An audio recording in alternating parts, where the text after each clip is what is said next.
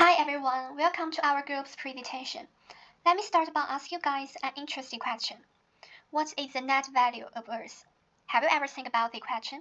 It means how much are you willing to pay for the use of the Earth and its resources?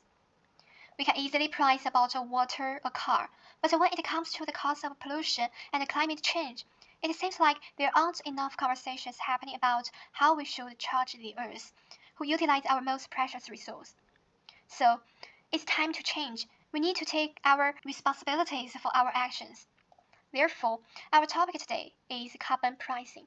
We hope to establish appropriate price for greenhouse gas emissions in order to achieve overall environmental goals in the most flexible and socially cost-effective manner. So, as the first part, I want to introduce the carbon pricing. There are mainly two methods of carbon pricing. The first is emissions trading system, also referred to as the cap and trade system. The first part is the cap. The government sets a maximum amount of emission. The second part is the trade. The government sells or issues permits to emitters of greenhouse gases, and every emitter needs a permit for every ton of GHGs that they emit. The trade part is that they can trade among themselves. Thus, in the market for permits, a price is established. Fixing the price, everyone has an incentive to reduce emissions. The second method is carbon taxes. It's very easy to understand.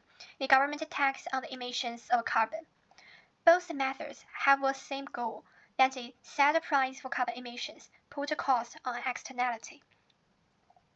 We can see from the graph, there are many countries have already implemented carbon taxes or carbon trading, and the policies are being refined gradually. However, when we dig into what scholars have seen, we find two seemingly obvious critiques about the current policy. The first opinion is that the current policy is not aggressive enough, emphasizing the efficiency. The opposite is that the policy should pay more attention to the equity.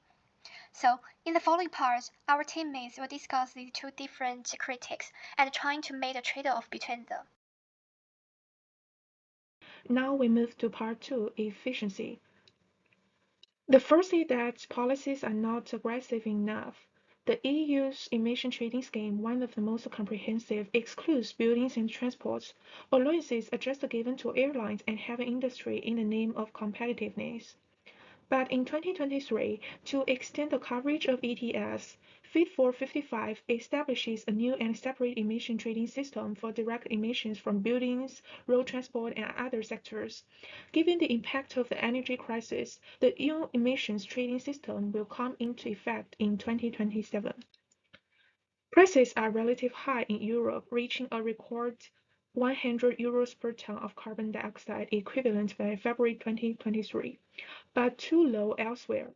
The World Bank argues that by 2030, less than 5% of emissions will have a price at or above the level needed to limit temperature rise to 2 degrees above pre-industrial levels. A carbon tax, meanwhile, directs sets a price on carbon by defining a tax rate on emissions.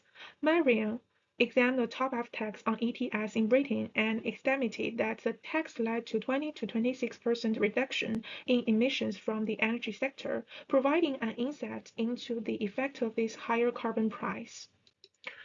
A recent working paper also shows that higher carbon prices lower emissions and encourage green innovation. So, carbon pricing can be an effective way to incorporate the costs of climate change into economic decision making, thereby incentivizing climate action. Even in difficult economic times, governments are prioritizing direct carbon pricing policy to reduce emissions. But to really drive efficiency gains, we need to see huge advances in both coverage and price. Next, I want to discuss the significant equity concerns raised by carbon pricing policies through two critical issues: carbon leakage and energy poverty. Let's start by the concept of carbon leakage. This phenomenon occurs when energy-intensive industries relocate to regions without carbon pricing regulations to avoid higher costs. While this may seem like a strategic move for businesses, it exacerbates environmental industries and income inequality in several ways. Firstly, the relocation of industries beyond the reach of emissions trading schemes worsens environmental industries by concentrating pollution in already disadvantaged communities. These communities often suffer the most from industrial pollution, leading to adverse health impacts and a lower quality of life. Secondly, the displacement of industrial jobs due to carbon leakage further exacerbates income inequality. Many of these industrial jobs provide stable employment opportunities for lower-income individuals and communities. As these jobs move overseas, these communities face economic hardship and job loss, deepening existing inequalities. Now, let's turn to energy poverty. This refers to the condition where stringent carbon policies lead to higher energy prices, disproportionately impacting low-income households, as they typically spend a larger proportion of their income on energy compared to the wealthier households. As energy prices rise, the discretionary income of low-income households shrinks, forcing them to allocate more of their limited resources towards necessities like heating and transportation.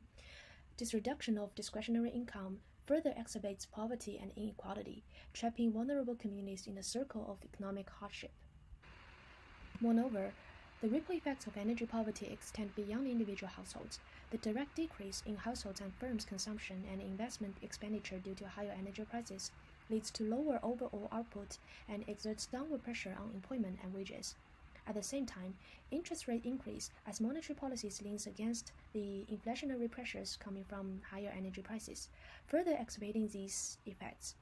The additional fall in aggregate demand induced by lower employment and wages lies at the core of the indirect effect, which further amplifies the economic challenges faced by the low income.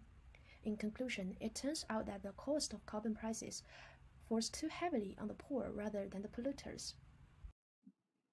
In the final part, our group has put forward some advice on how to maintain equity while improving efficiency. The first one is differentiation setting. Carbon pricing should be based on scientific, fair, and feasible principles to ensure a reasonable balance of interest among all parties. The carbon pricing mechanisms of different countries and regions should be differentiated based on their development level and historical emission contributions. The second point is full greenhouse gas coverage. The carbon pricing mechanism should include all kinds of greenhouse gas emissions to ensure full coverage. Meanwhile, with the development of technology, the pricing of other greenhouse gases should be gradually increased.